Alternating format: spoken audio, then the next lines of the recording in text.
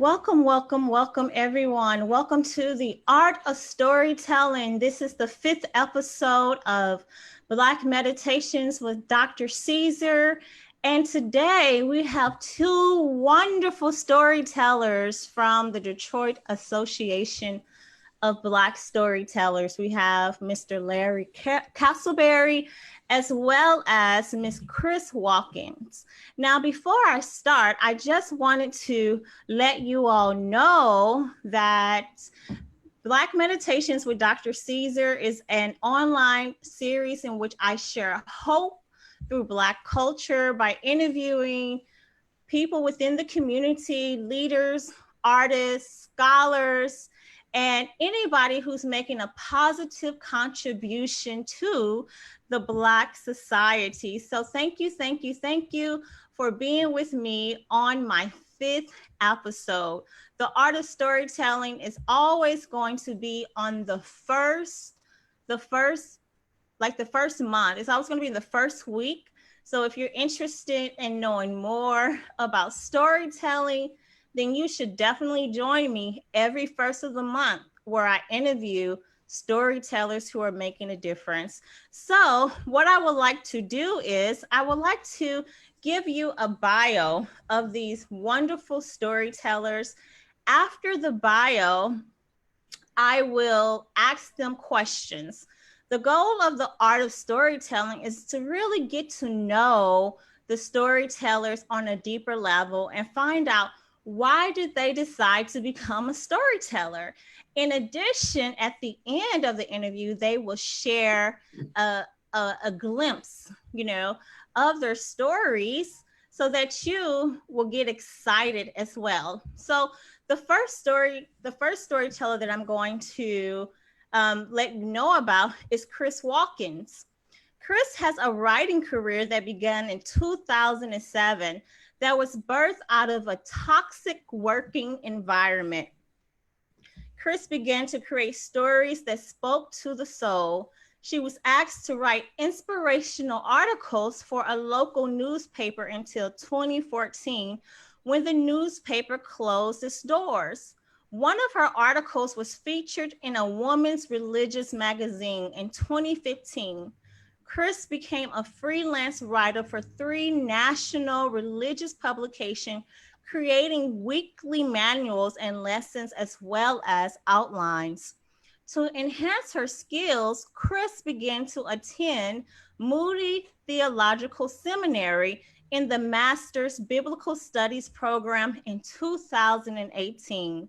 Now, Chris includes in her repertoire the art of storytelling, a natural progression to further embellish her journey and satisfy her love for stories. She has learned that the art of writing has helped her in her storytelling endeavors. For training from the best, Chris has joined the Detroit Association of Black Storytellers and the Detroit League, both in 2017. While time is sparse since pursuing her master, she has performed impromptu stories and meetings and a theme story for caregivers for the Detroit Story League. She led a workshop on how to write a story for DABs. She was asked to write and perform a character story for Christmas and a presentation for Black History Month at her church in 2020. She is excited to read and hear the stories of others, as well as write and share her stories from her experiences, because she believes we all have a story to tell. Welcome, Chris, to the Art of Storytelling. Now, I would like to just quickly go on to our next storyteller, who is also awesome as well. We have Mr. Larry Casselberry. Larry Casselberry is a longtime Detroiter who actually entered the world of storytelling as a child. Even from his youth, he would love to sit and listen to the grown folks talk and tell tales. Back then, his youth will be filled with listening to his mother's wonderful stories. And in addition, you were supposed to be seen and not heard. Listening to those stories, along with bedtime stories his mother used to read to him, inspired him greatly to become a storyteller. So Larry began to make up his own stories. Some of his best work were Why He Didn't Do His Homework. Larry is a father of two, an engineer with Ford Motor Company, and a lover of the martial arts. He currently holds the rank of the 6th-degree belt in Aikido. Larry loves to tell stories from personal experience, African American fables, and stories from around the world concerning martial arts. This is so wonderful. So welcome to the Art of Storytelling, Larry Castleberry, as well as Chris Watkins. Thank you for having us.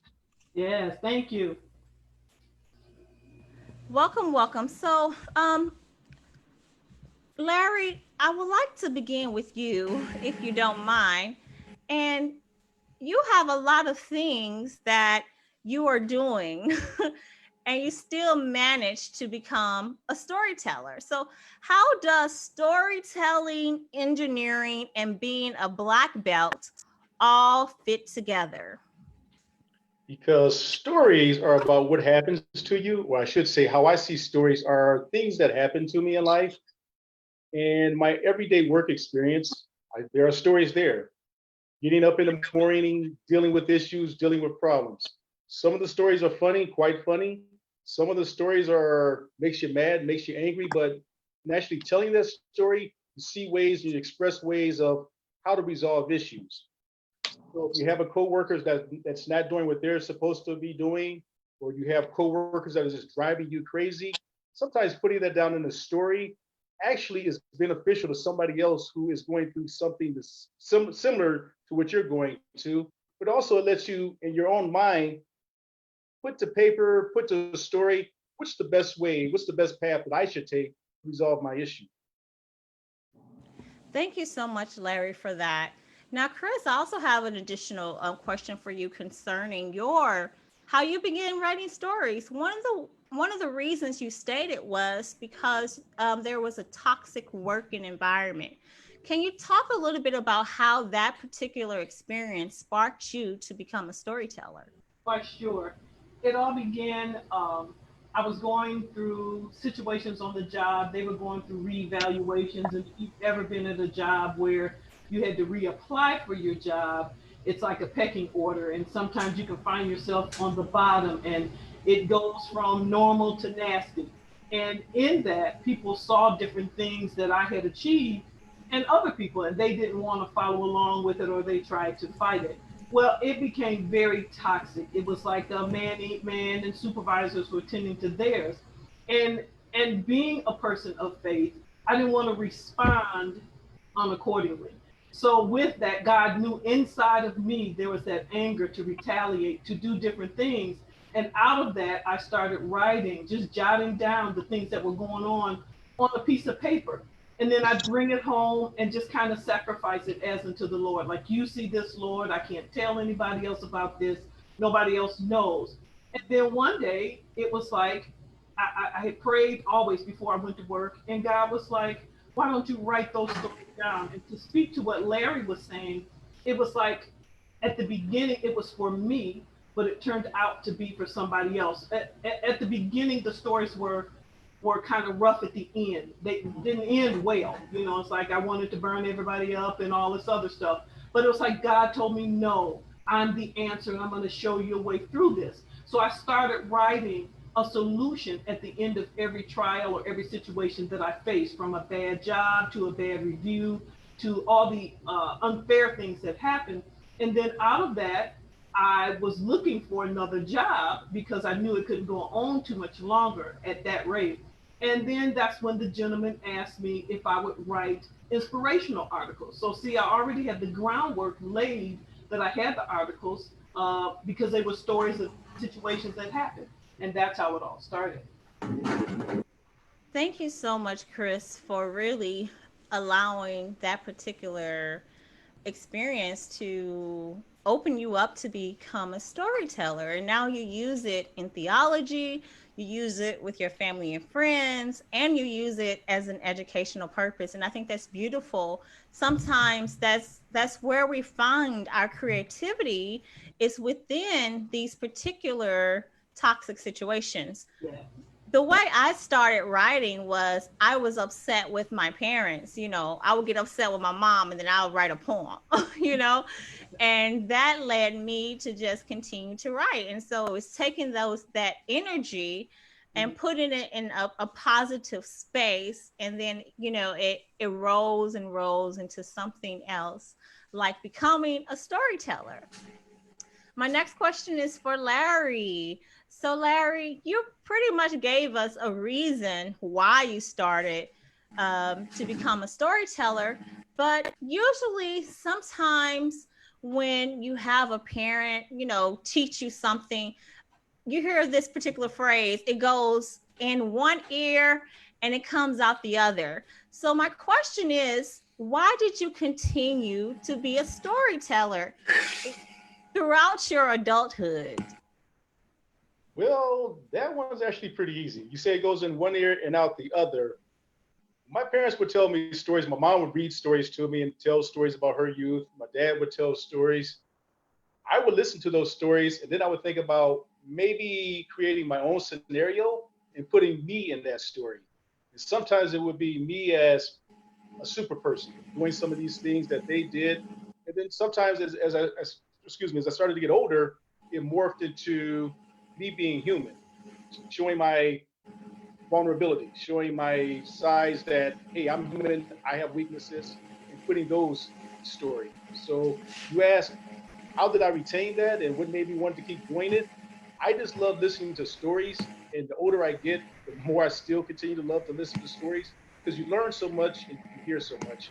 And I know I'm babbling, but something else, and I'll bring this up. We had a storytelling event a couple of weeks ago, and one of the young ladies who was telling talked about a shoebox and a coffee can.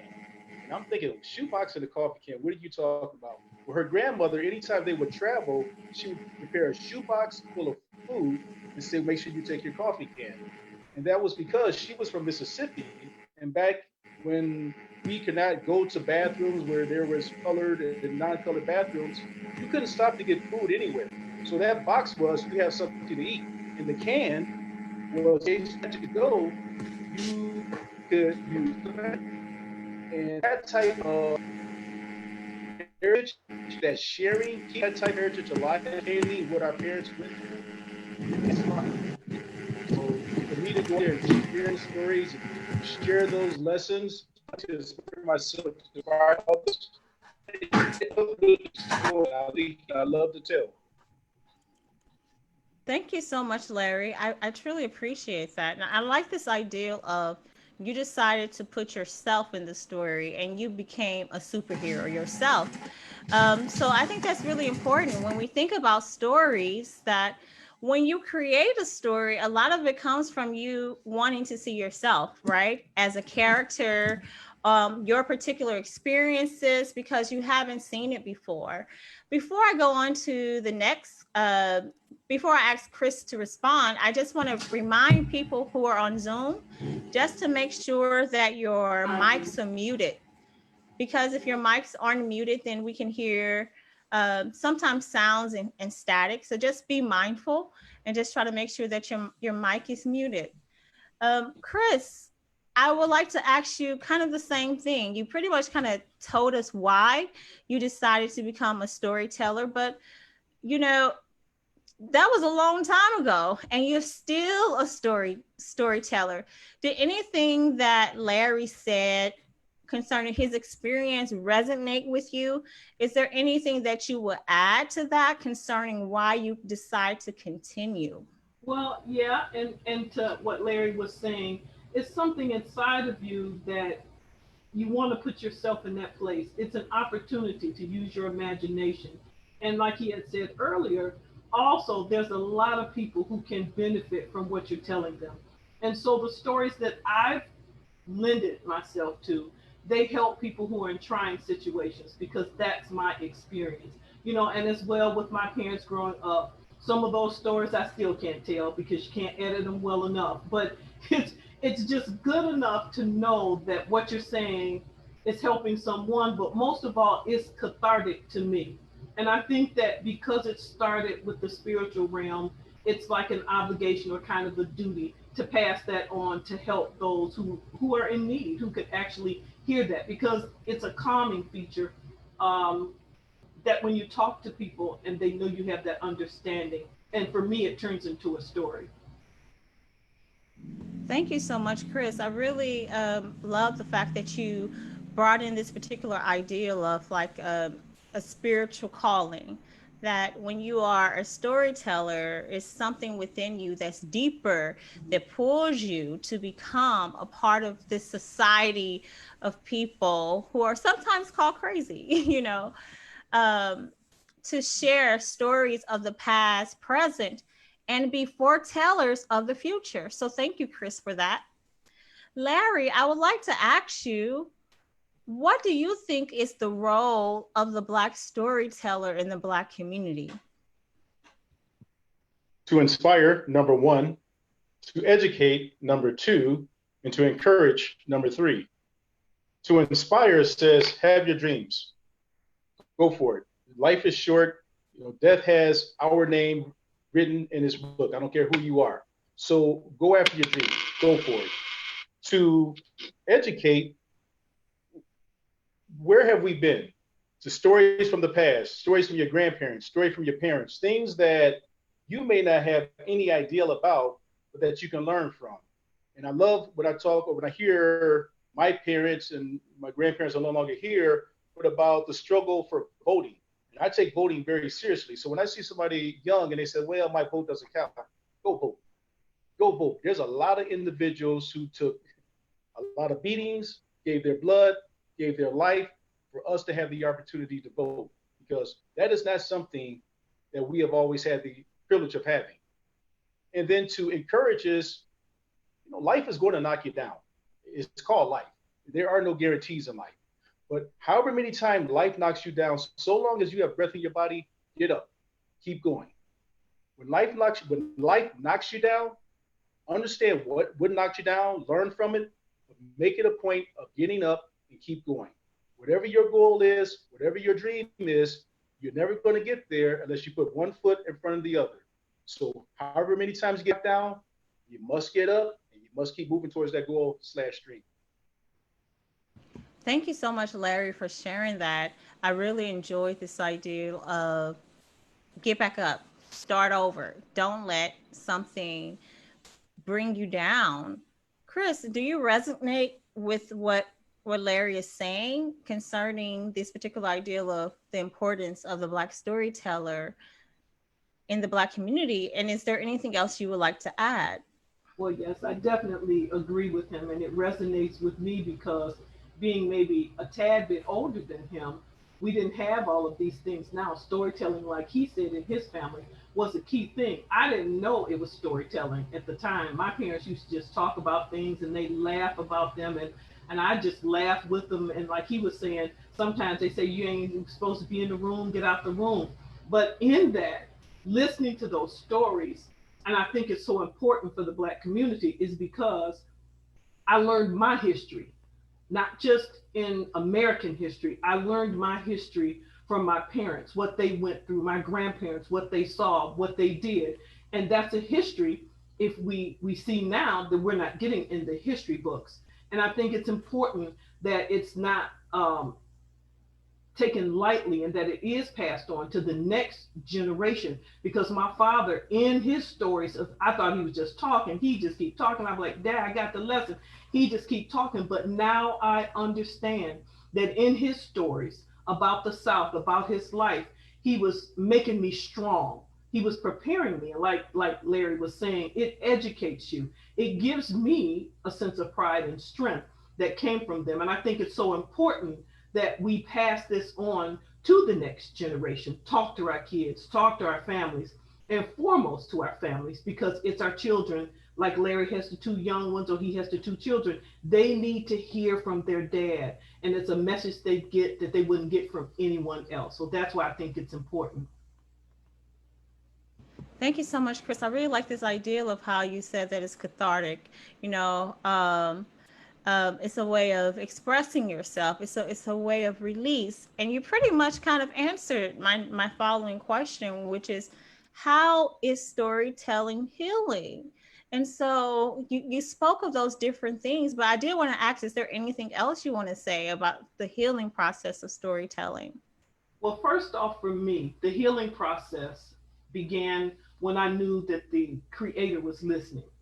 And I think that what people need to hear now, especially in society, is that someone is listening to them, that someone really cares. And most important, that someone has a similar experience that they have.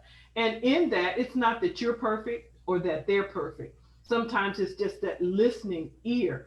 And then with my stories, then I can introduce them to the one who has the power to help us all. You know, it's not the mystical, it's not the great things, it's not just a Sunday morning. It's like, Lord, how do I pay these bills? And my stories, a lot of them are humorous because it's the way life is. Like Larry's saying, it's not good all the time and it's not bad all the time.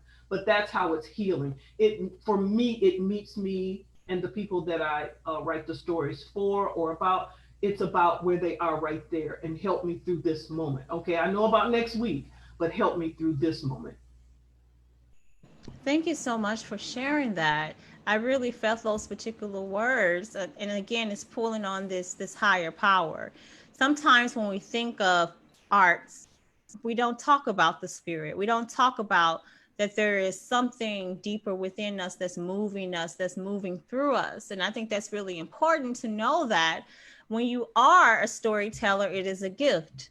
It's a gift that you're using and you become a vessel. Some storytellers I talk to, they say they don't even remember some of the things they did on the stage, right? So how do you explain those particular outer body moments? Larry, I would like to ask you the same question. How would you say that being a storyteller or, you know, telling stories is healing to you as well as the Black community? Well, number one, it keeps tradition alive. It keeps individuals alive. It allows you to see a person who may be a hero, but that they're human, and that it allows you to be human as well. I'm crazy about my mother, but anybody would tell you I'm a daddy's boy. My dad was my hero. And one of the stories I love to tell is the time that I played hooky and my dad got me. And he told me about the time that he played hooky and how his father got him. 40 years later, when I'm 49, my dad tells me part two of that story. Well, that was the last time I ever got caught playing hooky. But this person, individual who I just put up there on this great pedestal, my dad is great. He's a human being. And that means I'm allowed to be human too. I'm allowed to make mistakes. That's okay. And that of it or in of itself is therapeutic. It means I'm not going to be perfect. And it doesn't mean that you don't try to be the best that you can be. But if you make a mistake, okay, learn from it and go. So therapeutic in I'm allowed to be human. I'm allowed to see my heroes as human. And I'm allowed to look at other individuals as human beings as well. And actually, I'm able to empathize with other people. I can if I can tell my story and I can see my story, maybe I can understand your story as well. Thank you so much, Larry. I love how you really centered that relationship, that father-son relationship, as something that was central to this particular ideal, and how just through your experience of playing hooky and getting caught, your father, you were able to see the humanness in yourself, right? And he was able to see the humanness, in himself. And just this idea that we're not all perfect, right? And that's a very healing thing. And so I'm going to go to the next question, and I would like to ask Chris, when we think about all that's going on right now concerning Black Lives Matter, there are a lot of people protesting. There are social media campaigns, Black bodies on the ground. As we know, this has been going on since the beginning of US history. When you think of storytelling, where do you see storytelling in healing racial tension? I think that it heals in that we know from our history, like you were saying, that we see the bodies on the ground. And what you can't have is a group of people who become hopeless. And since the systems have failed us, we cannot speak to that hopelessness from the systems. I mean, we can't depend on them to take away our hopelessness. So, in that, that's where my aspect, the soul, and the healing is. We have to tap into a source that can help us, to give us strength. And I'm not talking about feeling good or things like that. If you look at the movements, even with Martin Luther King, the Southern Christian leadership, they were all religious based. And so our leaders through many of our trials have been ministers or religious people. Not that it's not a Sunday morning service. It gives you strength and courage when you tap into that strength. So with that, I think that, as John Lewis said, there's times to fight. There's times we need to stand up. But I think if we hold on to that, that if we get a plan, and that I'm in agreement with what these young people are doing with these movements. And I think that if we get a plan and do it in the same manner with a guide, and what better guide than a religious guide or a spiritual guide or either some moral compass, I think that's where the healing will come in. Thank you so much, Chris. And what I really heard is this idea of remembering that as we are on the front line, that we're not alone, that we have our ancestors, that we have God, that we have people who've done these things concerning racial tension, racism before. And we have to continue to remember those things and carry that with us through our struggles. Larry, how about you? How do you feel that storytelling fits in with this particular movement that's happening right now concerning Black lives? Well, just telling the story of, as Chris has stated and you stated, things that have been going on for a very long time, but a lot of individuals either did not listen or would not believe. And what you're seeing happening now is you are getting individuals to finally listen and believe. And with that listening and believing, I am hopeful and prayerful that we are going to see true change. But as I stated before, one of the big powers of storytelling is you keep the past alive. You don't forget those who have come before, they gave their lives. Everyone leaves something to the next generation. There's no such thing as a life that does not have value. So all of those who have come before, their stories, their pain, their struggle, keep those stories alive. And now that is actually being listened to in this day, this time. And hopefully through that, we get change. Thank you so much. I appreciate that response. Chris, did you want to say anything concerning what Larry spoke about? No, I think he did it well, and I really like the point that he made where he says it keeps the past alive. And sometimes I'm remembering now when my parents were talking, that was their aim, so that I understood their struggle, so it's not to make their mistakes, but to keep alive that there is hope, and like he said, there is a possible solution. Now, Chris, have you wrote anything concerning the movements? Do you have any plans of writing something, concerning some of the movements, within Black history? Well, I have done, like I said, the presentation. I thought it was a story, but my mentor told me it was a presentation. It was regarding the journey of us, and I really enjoyed that. I called it a story because for me, I learned so much from it. So with that, with the feedback that I got from that, I mean, it was astounding. The feedback, it's a place for it. And because I wrote it from the angle of the religious aspect of how the religion has helped us come through our struggles and our journeys, yes, in the future there will be more, I believe. Thank you so much. How about you, Larry? Do you have a story, in your repertoire of stories that kind of talk about these particular issues concerning racism, discrimination, and all the other isms that are happening in the world? Do you plan to write something about it? Well, I definitely will write, but one that I told a couple of weeks ago is not, it was basically back in the early 2000s when Condoleezza Rice was with the Bush administration. There was an email going out saying that her parents didn't allow her to participate in the struggle.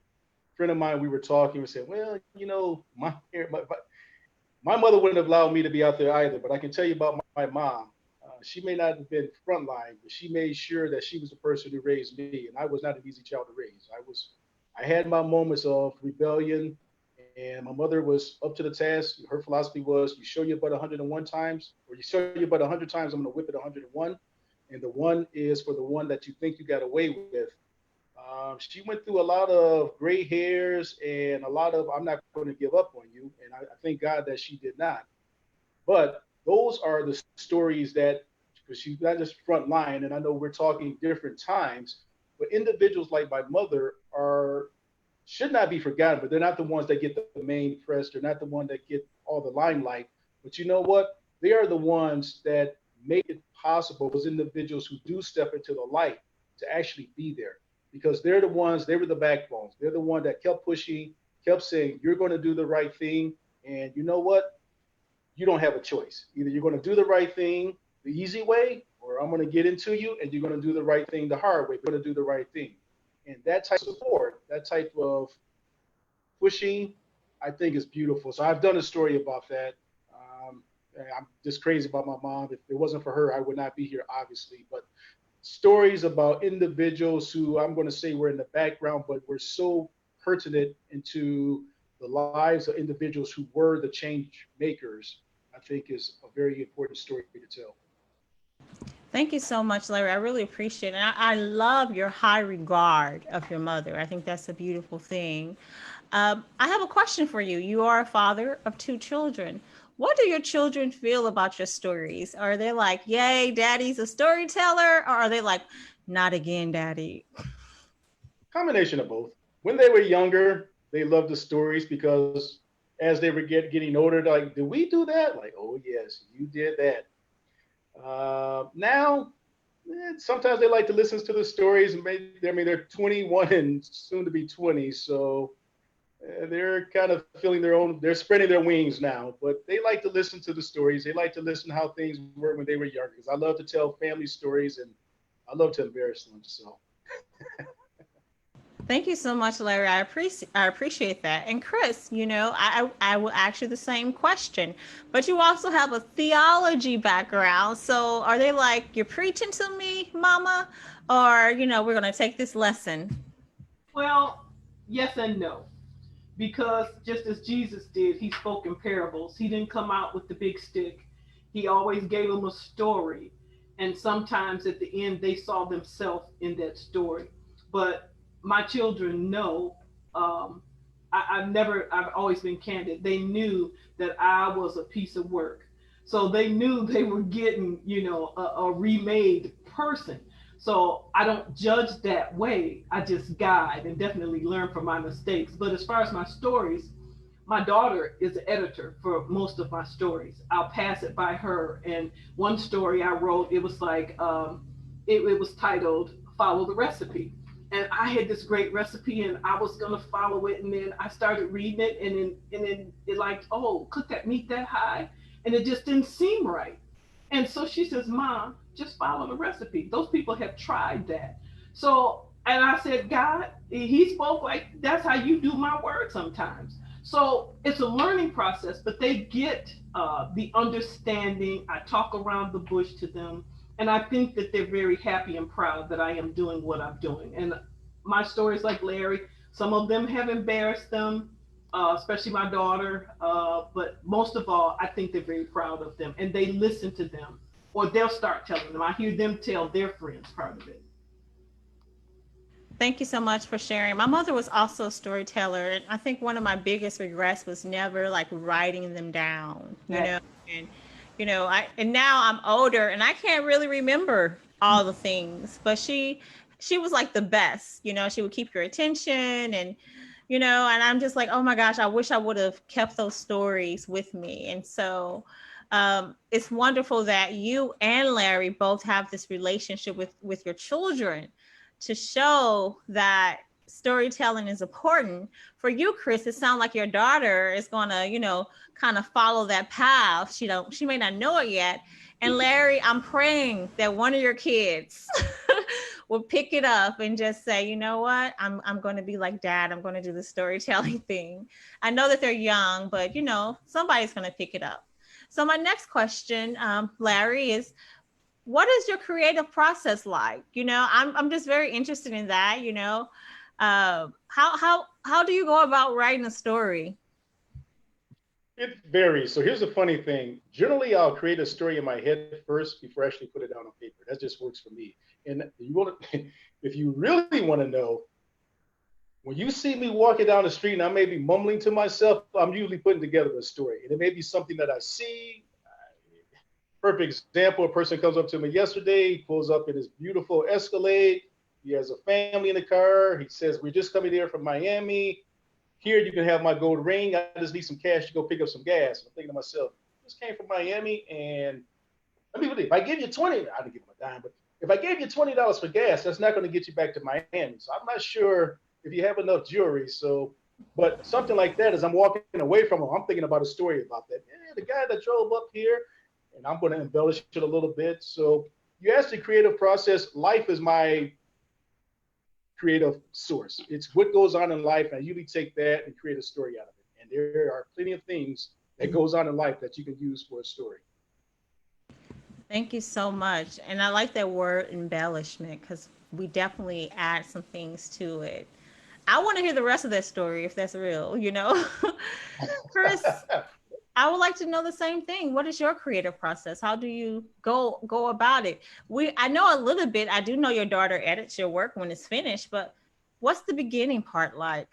Well, she doesn't edit it like I'd like her to, because she has her own life now and her own job. And I want her to keep all of those things. But on demand, she will edit some things for me, because she's a historian. She loves history as well. So she checks my facts as well. But the process, especially, I learned it when I was writing for the newspaper, because it was a weekly newspaper and you had to come up with ideas. And I was like, okay, God, now I got this assignment. What does a sister do? So I joined some meetings and some groups, and they taught me. So I actually take around a notebook with me. Yes, I do. And those ideas, like Larry would say, would just pop into my head. But I couldn't be anywhere to do it, so I'd have to pull over and write them down. And then I would just set aside time to research, because after that, even though it may seem a simple topic, I still like to research to see what other people were saying, seeing if I wasn't half crazy, because this was something that was going to go to print. So I wanted to make sure that I had at least all of, if not most of, my facts correct. And like I did a story on this concept called the 21 gram theory. And that's a concept that this gentleman, I think his name is McDougall, he said that the soul had a substance and that it weighed 21 grams. And this is actually in 1901. And so I was talking about that. And then my story was basically about what's in your soul, what's the content in what's in your 21 grams. But so I do that and I do the research. Then I sit down and I actually write it as if I'm in that story, like Larry was speaking to earlier. So that's my process. But I have to commit that time to sit down and put it on paper, and then I just go over and over and over it until it's where I want it to be. Thank you so much. I love the idea of, carrying a notebook down. I know some people even carry like a recorder. Nowadays, if you have a smartphone, you can have a recording app. And so when you see something, you can talk into that telephone and record those ideas so that when you go back to the writing board, you already have it. Yes. The thing is that there is a creative process, right? You don't just, get on stage and bam, there's a story. Oh. Sometimes people feel like storytelling is easy. And yes, I think over time it gets easy, but one has to remember there is a process. There is time, as you stated, there's research, right? There's adding things to it. There's editing that occurs. So these are some of the things that you have to think about before you even get in front of the audience to tell that story. Now, before I go into my last question, I just want to let the people know on Zoom that after this question, we're going to go into our question and answer. All you have to do is just unmute yourself and ask the question. Also, there's a chat box that's at the bottom of the Zoom. So sometimes people don't feel comfortable talking. You can also type in your question and I will ask that way as well. In addition, if you're watching this Facebook Live and you have a question and you're on my group page, Black Meditations with Dr. Caesar, then you can just type the question in the chat in the below the live, and then I will answer it that way. So I just want to let you all know that we're pretty much kind of winding it down. My last question is it's kind of a 2-in-1. What would you, Larry, tell someone who's interested in being a storyteller? What advice would you give them? And how would you say that the Detroit Association of Black Storytellers has helped you in your journey? Go tell. Ivory Williams told me this many years ago. If you want to be a storyteller, you got to get up and tell. So bottom line is get up and tell. Go tell. So anybody who wants to be a storyteller, start telling. In today's COVID environment, and where we have Zoom meetings for families, use that. Say, hey, we're going to have family time and I'm going to tell a story. Invite relatives from out of state. Worst they can do is tell you that's the worst they ever heard. So your feelings are hurt. Then you just work to improve and get better. But bottom line is go tell. How does DABS help? Two things. Number one, DABS, and I say the same thing with DABS and Toastmasters, but it gives you a venue to actually practice. When I am going to do an event, and I know Cheryl can attest to this, I may give her a call and say, okay, this is the story I'm planning on doing. Can we get together? Can you listen to it? Let me know what you think. Appropriate, not appropriate, some verbiage I need to change. And she would sit there and she would listen. And sometimes what she would do is correct my grammar. You know, you're pronouncing that word incorrectly. Oh, okay, thank you. Because I'd rather look unprepared in front of Cheryl so that she can polish me so that when I actually get out on stage or in front of Zoom, that I have a polished product. So number one, get out there and practice for those who want to be a storyteller. Number two, DABS, we will work with you. We'll make sure you have a venue to practice. We'll educate you and we'll help you improve. And Larry, I forgot, you also get a chance to share a story. Is there a short story that you would like to share? I'm going to share a story with you about my two children when they were younger.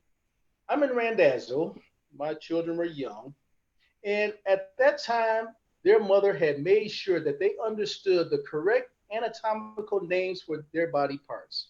And I thought that was okay until I saw my son and my daughter hugged up over by the apples. And I told my son, I said, boy, stop doing that. Quit hugging up with your sister. That doesn't look right. Which was a cue for my son to look at me and say in one of the most powerful voices I ever heard come from him, but Daddy, Maya's pushing her private against my private. Except he didn't use the word private. He used those correct anatomical terms. The lady who was standing next to us, dropped the apple she was looking at and started to laugh as she had to walk away. I looked at my son, I said, boy, hush, which was again a cue for my son to say it even louder. But Daddy, Maya's pushing her private against my private. I took my hand and put it across that boy's face. I said, boy, be quiet.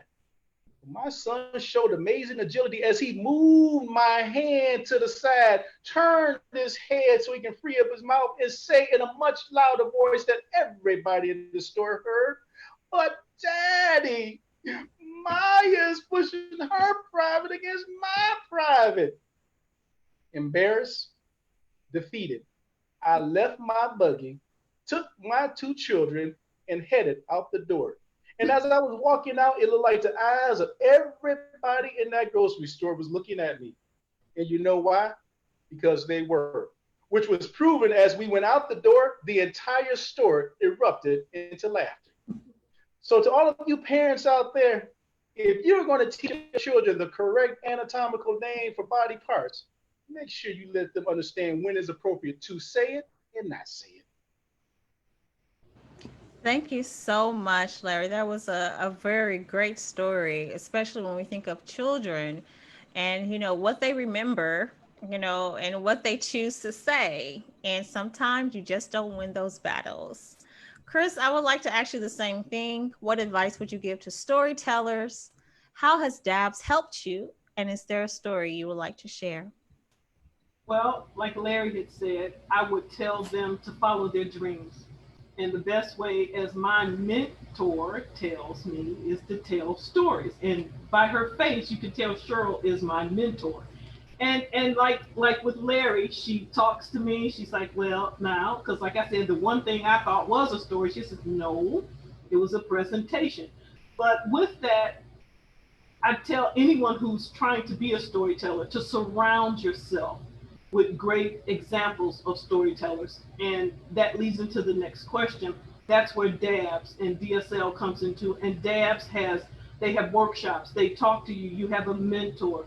And it teaches you because the more you know about how to do the art from the best, that's where you turn out to get better and better. The more you do it, the better it is. Such as with Larry, we were supposed to do a presentation together or tell stories together in October, but my mother got sick, sicker, and I wrote the story anyway, and my heart was yearning because I really wanted to do that story, but because I'd seen them and I see the impact that they have on our lives, so that's why I tell the storytellers to get around those who can tell those stories that inspire you, that teach you about the art and the craft. Now, do you have a story that you would like to share with us? Yes, and it is Mary, Mary, quite contrary. How does your garden grow? I love working in my flower beds, and at times I quickly realize I'm fighting a losing battle because after you've gotten 5 bags of lawn waste and you haven't made an imprint, that's it. But one person I love talking to about gardening is my daughter in law, who once worked in a landscaping company. And for me, that was a dream come true. She had a beautiful array of flowers in her garden. My son kept the yard looking beautiful. When she would visit, I'd catch her wiping and waxing off my houseplants. But a few years later, my precious grandsons were born. Now, both of them worked long and hard hours, my kids. Our gardens took a back seat, but still showed a glimpse that they were once blue ribbon quality. I used to pick up speed in my driveway to back past my beckoning rose bushes because I was too tired to tend to them. I was amazed when my 2 grandsons came for the first time to spend the night. At the ages of 3 and 5, and they're 15 and 13 now, shows you how long ago this was, they could speak clearly and teach me how to access their favorite video games. They were perfectly groomed by their dad. Their haircuts were just right. Their clothing and bathroom etiquette was impeccable. But a forever memorable, heart-filled moment for me occurred when I was putting them to the bed and they started to say their prayers. Now, they was reciting the Lord's Prayer. They wasn't saying, now I lay me down to sleep. The 3-year-old was the leader. My heart was in wonder at their clarity and diction. But when that child slowed down with the expression of a 35-year-old man and enunciated perfectly, as we forgive those who trespass against us, my, my heart melted. Then I saw the location of my daughter-in-law and son's new garden, their children. And what a beautiful job they're doing raising them among inner city challenges. I just wonder, do we realize that we're the flowers in God's garden? He takes time to paint the lilies in the field and is concerned about how we blossom. He feeds and waters us and pulls the weeds out of our lives and prunes us as we need it. Yes, I know, because I've been pruned many times. He'll showcase us as his handiwork so that we can be revealed to the world. If our location doesn't promote our growth, he'll transplant us to a better place. Just as my grandsons are an expressed image of the love placed in them by their parents, we too are expressions of the beauty and love and grace of God. The crocus in my children's yard may be overrun with weeds. The roses may need pruning and covered in debris. But the real garden, the new garden, their children, is well groomed and growing healthy and strong in the knowledge of God and in the knowledge of who they are. So, parents, it's not the amount of money we earn or the houses that we live in that measure our success. It's the love and time we put into our children. So I ask you, Mary, Mary, quite contrary, how does your garden grow? That's it. Thank you so much. What a beautiful, inspirational story. We are the flowers of God's garden. Thank you so much for sharing. Now, I would like for us to move on to Q&A. As you heard, these two beautiful, talented, bold storytellers share their journey. Is there anybody who have a question?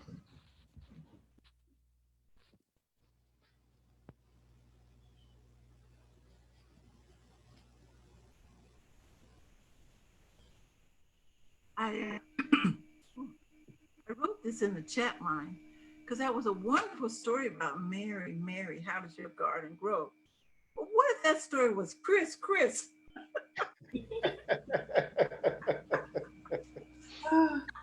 how does your garden grow? Because you and then Mary, because it would be, sounds, it's a nice story. But I think you should change to Chris. Chris. That's my. Thank you. No problem.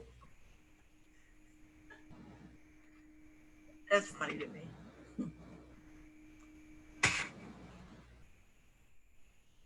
So I just want to say that I have seen you grow as a storyteller, but you probably were already there because I first remember you coming to Dab saying, I'm not really certain about the things that I do, but I try to tell a story and I just tried, and then you told a story. I said, why is she telling us she cannot tell stories? You came and told a story about some pie. You told us a story about a recipe or something.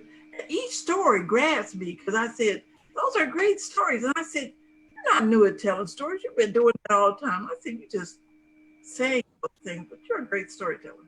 Thank you, Mary. But I guess that comes from being in the beauty and the barber shop, on those Saturday, how those Saturday beauty appointments were with me and my daughter. You go in sun up and you come out sun down. And I just started talking about life. So that's where it began. And then they asked me to tell the stories again, but we'd be sharing and I'd listen to theirs. So thank you for that. I didn't really realize what I had seriously until I told that story about caregiving at the Detroit Story League, and Judy and Cheryl can attest to this.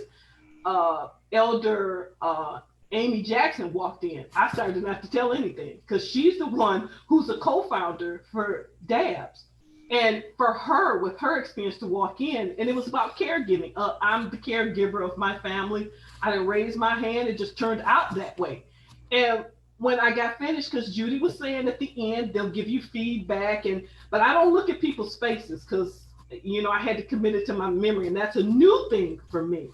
And when I got finished, the room was quiet, and I think I looked at Judy first, and she had this look on her face like, oh my God, I thought I had gone over time. I didn't know what happened. Then I turned and looked at Cheryl, and she had a big cloth and she wiped her face and she said, I hate it when this girl do this to me. She was crying and I turned and looked because I purposely sat or stood where Elder Amy could not be in my eyesight. And she was just crying hard. And she says, honey, you're a natural born storyteller. And she started giving me feedback. So that's why DABS as well as DSL are so important. They tell you what you don't know you have. They see that in you and they cultivate it. They talk to you. And like with Mary, she was the first president when I came. And then I remember not too long ago, she says, you ain't got no story. She said, your name is Christanthenopia. She didn't say it quite right. She said, that's a story. You just tell that story. And truthfully, that's what the interaction with the different groups does, and that's how you grow. Like Larry said, you get out there and you just put yourself on the line. Thank you so much. Are there any other questions? Yes, I don't have any questions. I just want to say how wonderful it is to be there for the beginning, especially with Chris, but Larry too, to see their growth and their, you know, their breadth of their stories. It's just wonderful, and you know, it's nice to see that. So they're sort of like my children, but I think they came just to support them, and they were really wonderful. And one thing, Larry did a story for the Liars Contest. The Lansing Storytellers Guild has a Liars Club presentation every couple months. And Larry told a great story, but what he did that was just blew me away is take something, an event or something that one of the other storytellers mentioned in her story, and he picked it up and he put it in his story perfectly. It was great. Thank you so much, Judy, for your wonderful affirmation of these beautiful storytellers. Now, we have a question in the chat, so I'm going to read it out. Aaron says, thank you both for sharing those wonderful, wonderful stories. And the question is, how much do you tailor your stories to the specific audience you are in front of versus trying to create something with a universal appeal? What is the balance between these two impulses? So Larry, can you speak to that? So for me, I have my story, and then I will tailor my story based on who my audience is. So I have my story, meaning I've told that story before with the kids and the anatomically correct comments that they made.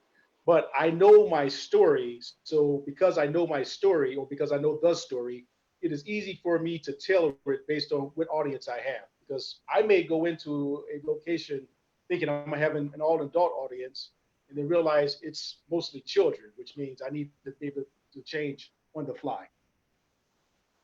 Thank you so much. So this particular idea is because you are the writer and the creator of the story, you're able to, you already know all the parts. So you can go in and just kind of switch it as needed. Thank you for that. How about you, Chris? Do you write specifically to an audience, or do you, kind of switch things up as needed? Well, as needed, like Larry said, most of my stories are inspirational and kind of general, but to a specific audience, like an older person who's had the experience background.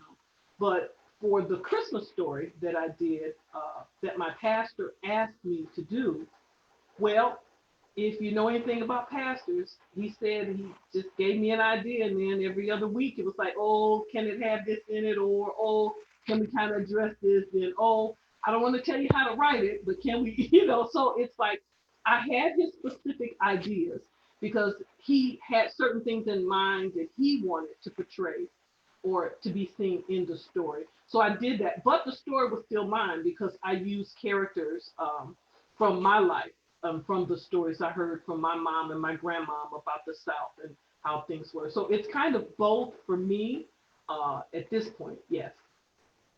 Thank you so much. I think you brought a whole new idea to this idea of collaboration, that you're willing to collaborate and add to it, but it's still the base, yes. The base of it, the root is your story. And so thank you for that. Larry, I have another question for you now. I wanted to know, what do your engineer friends say when they find out that you're a storyteller? One of the things I would like for you to do is kind of, talk about this idea of art and science, because a lot of people feel like if you're an artist, you're an artist. If you're a scientist, you're a scientist, but you're able to do both. Can you talk about the importance of embracing the arts? I think the arts are very important and beautiful. I work to live, to pay my bills. But what I do for fun and for entertainment, I love to read, I love to tell stories. That is my passion. Those are things that I truly, truly love doing. So at work, when people hear that I'm a storyteller, usually the comment is, cool, it's nothing more than that. But in engineering school, I never lost my love for reading. I would always have a book Along with my circuits or electrical engineering books, I always had some other book that I was reading for pleasure/enjoyment. And I just try to keep that practice up to date. Thank you. So for those of you all who are saying the art and science don't mix, we have Mr. Larry Castleberry, and he's doing just fine being an artist and a scientist at the same time. Are there any more questions? I have time for one more question. All right, so I would like to thank our guests. Thank you, Chris Watkins and Larry Casselberry, for the art of storytelling, representing the Detroit Association of Black Storytellers. Next month, we will have 2 more storytellers. So if you're interested in sharing your stories and your experience, just let me know. Until next time, stay safe, sending you love, and be happy. Thank you.